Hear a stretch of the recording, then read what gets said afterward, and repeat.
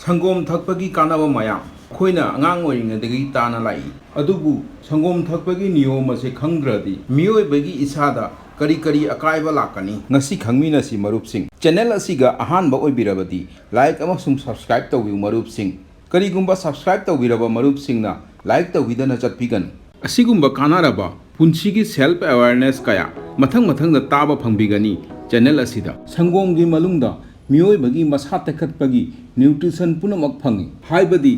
vitamin C थादोक्तुना अतोप vitamin पुनमक संगोम गी मलुंग फंगी अयुक्त संगोम थकलदी नुमित चुप्पा इसा खिंगना लई नुमिदांग दा संगोम थकलदी कोक इंहंदुना तुम्बदा नुंगाइना शांतिदा तुम्हल्ली संगोम थकपगी नियम खंगदबना मियोय बना थकलगा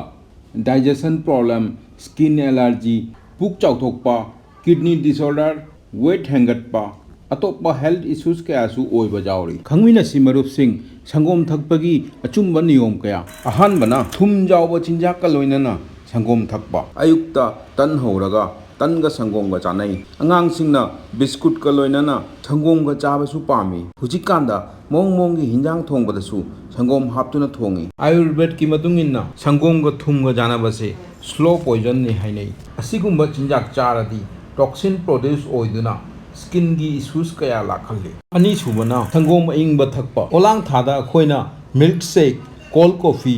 जूस ता संगोम अहिंग हापचलगा ड्रिंक अमा सेमगा अदुम थई संगोम से हानादगी हेवी ड्रिंक अमनी अहिंग संगोम थकचलदी पुक मलुंगदा तुमहनबा जामना वाय अदुना गैस काबा ओनिंगबा कॉन्स्टिपेशन की प्रॉब्लम कया लाई संगोम सहाला थादी हजम ओइबदा जामना नुंगाय हल्ली अदुना सारुम तौबा संगोम थकदबनी अहुम Subna संगोमदा मसागी ओइना natural sugar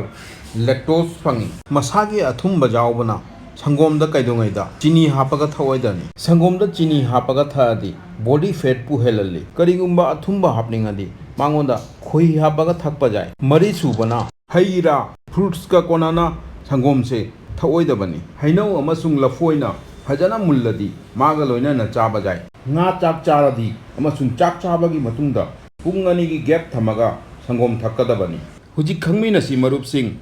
karam haina karamba matamda karamba sangom thadi miyoi bagi jamna kana ba phangi sangom thakpa matamda sahallaga sip by sip hammaga dum thakadani leptuna thadi phuk nungai ta bajai sangom thakpa se ayukta amasung numidang tumdingai da thakpa jai evening da thadi mind relax oiduna नुंगाइना तुम्बा जाय अपाबा मियोइना weight gain तौबगी तमक इरोइगी संगोम ओइना थक्कदबनी normal मियोइना सन संगोम थागा मकोक फहल्ली कुचु कुमेन गांधोखल्ली